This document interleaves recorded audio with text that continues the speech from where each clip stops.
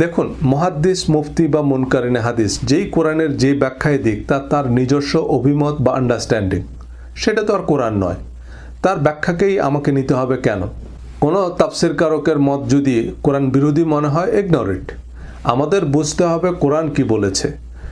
আর সবার কোরআনের জ্ঞান তো সমান নয়। কেউ হয়তো একটা দুইটা আয়াত থেকেই একটা সিদ্ধান্তে পৌঁছে গেছেন, কিন্তু কোরআনে সে বিষয়ে আরও আয়াত আছে, সে বিষয়ে তিনি হয়তো জানেন না। যেমন অনেকে সালামুন আলাইকুম বলে সালাম দেয়াকেই বৈধ মনে করেন, কারণ কোরআনে তাই বলতে বলা হয়েছে।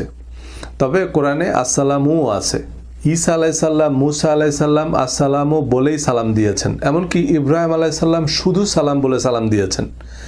এখন কেউ যদি কোরআন বিস্তারিত না জানে, তার সীমাবদ্ধতা, কোরআনের নয়।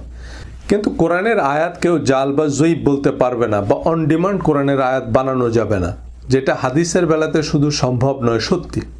শাব্দিক বা পারিভাষিক অর্থ, ভুল অর্থ, উদ্দেশ্যমূলক অর্থ করার সম্ভাবনা হাদিস নিয়ে আরও বেশি। হাদিসেও পরস্পর বিরোধী ব্যাখ্যা আছে।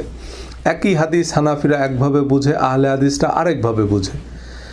আমার বিরুদ্ধে সালাতের শাব্দিক অর্থ বা ভুল অর্থ করার যে অভিযোগ তিনি করেছেন, হাদিসের সালাতেও তো আমি একই অর্থই করব। হাদিস তো আর বাংলায় নাজিল হয়নি। তার মানে ভুল অর্থ করার, ভুল বোঝার বা না জানার অভিযোগ হাদিস কোরআনের ডিবেটে অপ্রাসঙ্গিক।